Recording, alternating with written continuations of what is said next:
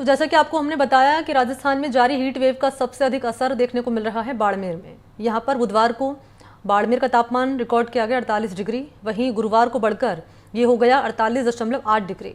और आपको जानकारी दें कि मौसम विभाग का कहना है कि आगामी 36 घंटे में इस तापमान में इजाफा हो सकता है, यानी कि तापमान 49 डिग्री तक पहुँच सकता है। बाड़मेर जिले के लोगों को खासी मुसीबतों का सामना करना पड़ रहा है। हालांकि स्वास्थ्य विभाग ने हीट स्ट्रोक और भीषण गर्मी की किसी भी आपात स्थिति से निपटने के लिए हर जरूरी इंतजाम कर दिए हैं।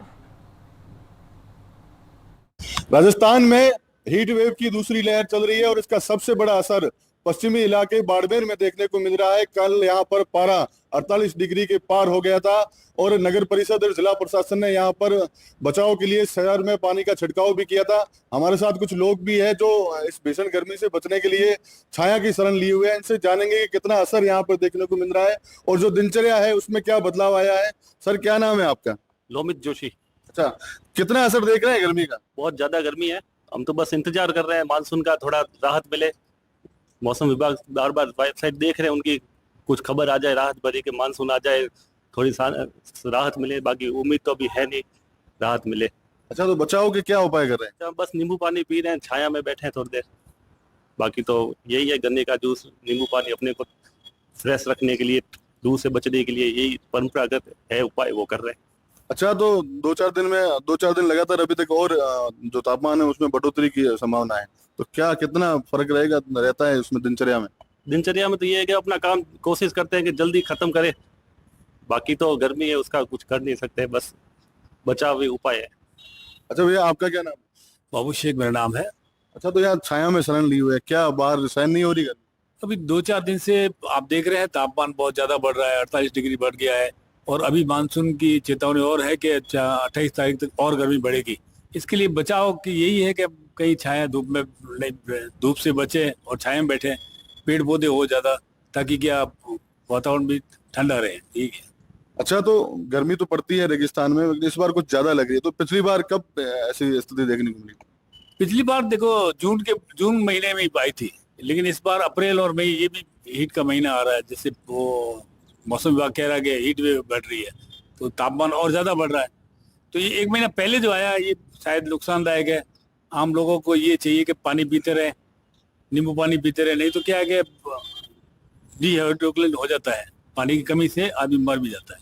अच्छा, तो घर में बड़े बड़े बुजुर्ग हैं, बच्चे हैं, तो उनको किस तरह से बचाते हैं? उनको यही है कि भाई धूप से बाहर नहीं निकले और पानी पीते रहे, नींबू पानी पीते रहे, धूप से बाहर नहीं निकले बस। अच्छा भैया, हीट वेव चल रही है, सबसे बड़ा असर यहाँ बाड़मेर जैसलमेर इन इलाकों में देखने को मिल रहा है, तो कितना लोगों की दिनचर्या में फर्क आया और किस तरह से देखते हैं, क्या बचाव करते हैं? आप दिनचर्या को देखने से पहले मैं सबसे पहले ये कहना चाहूंगा कि हीट वेव के पीछे जो कारण है उसको ढूंढना जरूरी है। अगर जब हम उसको नहीं ढूंढेंगे ना, तो हम ये जो टेम्परेचर है वो पैरेलल बढ़ता जाएगा।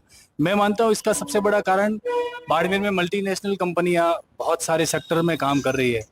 उन्होंने कागजों में दावे कर दिए कि हमने हरियाली बिछा ली है, लेकिन कहीं वो हरियाली धरातल पे दिखती है?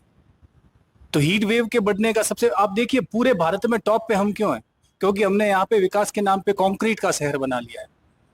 हमें हरियाली चाहिए, हरियाली नहीं होगी तो बारिश नहीं होगी, और बारिश नहीं होगी तो ये तापमान लगातार बढ़ता रहेगा, जो आने वाले समय में और आने वाले कुछ सालों में जानलेवा साबित होगा। अच्छा, ये तो भविष्य की बात होगी, तो वर्तमान में क्या उपाय करते हैं हीट वेव से बचने के लिए? वर्तमान में मेरा ये मानना है कि अगर जब उपाय करना है तो जैसे ही मानसून सत्र आता है, ये केवल किसी एक व्यक्ति की जिम्मेदारी नहीं है, बाड़मेर शहर के प्रत्येक नागरिक की जिम्मेदारी है, बाड़मेर जिले के प्रत्येक नागरिक की जिम्मेदारी है कि वो अपने घरों के आसपास पेड़ पौधे लगाएं और उन्हें उनका पालन पोषण करें।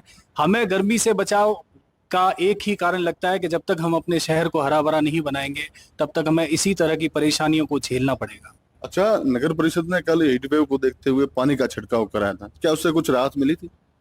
ये है ना, मैं कह सकता हूँ क्षणिक सुख है। 5 मिनट बाद जिस तरीके से जो तापमान बढ़ा है, उस तरीके से 2 मिनट में हो सकता है कि धरती जमीन की भाप निकल जाए, लेकिन वो फिर तपेगी। इसके लिए हमें परमानेंट इलाज करना होगा, और परमानेंट इलाज यही है कि हमें शहर को, हमें जिले को और हमें भारत को फिर से हरा भरा बनाना होगा। अच्छा, आप कामकाजी व्यक्ति हैं, ऑफिस जाते हैं, काम करते हैं, फील्ड में रहते हैं, तो कितनी दिनचर्या में फर्क हो गया और क्या क्या तकलीफों का सामना करना पड़ा गर्मी? अभी सबसे पहले तो ये है कि अब समय की बात करें तो 24 घंटे ही है, सुबह उगते ही सूरज आग उगलने लग रहा है। फिर भी प्रयास रहता है कि ठंडे ठंडे टाइम में अपने काम निपटा लें। और आजकल तो हमने बॉटल कैरी करना शुरू कर दिया है, बॉटल में नींबू पानी रखते हैं, हर 10-15 मिनट बाद उसको पी रहे हैं ताकि बॉडी की जो एनर्जी है वो लगातार बनी रहे और हम इस हीट वेव को झेल पाएं। अच्छा, और भाई भी हमारे साथ है। भैया देखिए, यहाँ पर शहर में इतना टेम्परेचर है तो ग्रामीण इलाकों में और भी हालत खराब होती है, तो क्या देखते हैं कितना वहाँ पर क्या हालत है इस वक्त? वहाँ लोग झोपड़ों में बैठे सरवाइव कर रहे हैं, उनके लिए तो वैसे थार के रेगिस्तान वासियों के लिए गर्मी कोई नई बात नहीं है, पर इस बार टेम्परेचर में मौसम विभाग ने खुद एक्सेप्ट किया है कि 50 साल के बाद ऐसा पहली बार हो रहा है कि सीजन की शुरुआत में ही आपको 47-48 डिग्री के पार पारा मिला। तो सबसे बड़ा चैलेंज ये, गांव वाले कहीं ना कहीं झोंपों से बचाव कर रहे हैं, पर वो गर्मी के लू के थप्पड़ों से परेशान भी हो रहे हैं।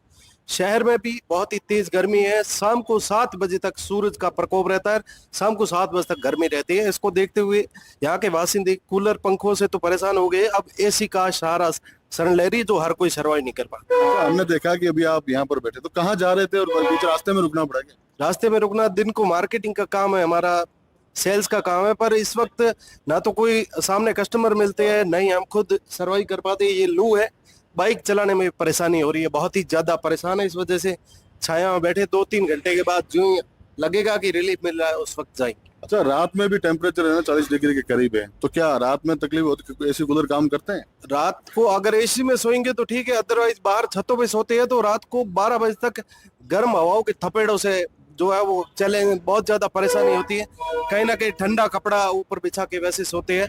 कुल मिला के इस बार 50 साल के जो इतिहास में सब पहली बार हो रहा है, वापिस बहुत ही तेज वाली गर्मी पड़ रही है। अच्छा, तो लोग कह रहे हैं जितनी ज्यादा गर्मी पड़ेगी तो बारिश भी उतनी ज्यादा आएगी, तो क्या मानते हैं? ये बात है, यहाँ के लोगों के लिए बारिश आना सबसे बड़ा चैलेंज है। यहाँ प्लांटेशन नहीं है, पौधे बिल्कुल नहीं है, जो है वो भी कंपनियां आकर यहाँ उखाड़ रही है। तो बारिश वाली ये कल्पना है, मन को जो है वो राजी करने के लिए है। बारिश जब आएगी तो जमीन भिगो के जाएगी, पर इन दिनों जो जूझ रहे हैं वो तो जूझ ही रहे ना, इन दिनों में कोई रिलीफ नहीं मिल रहा है। बारिश तो आएगी तब की बात है। अच्छा, तो ये कुछ लोग थे, इनका कहना है कि जो ग्लोबल वार्मिंग है उसकी बड़ी वजह है कि इस हीट वेव की, इस गर्मी की। लोग गर्मी से बचाव के तरह तरह के जतन करते नजर आ रहे हैं। यदि बाहर भी निकल जाते हैं तो बीच रास्ते में छाया की शरण लेते हैं और धूप से बचने की कोशिश करते हैं। राजू माली, एनडीटीवी राजस्थान, बाड़मेर।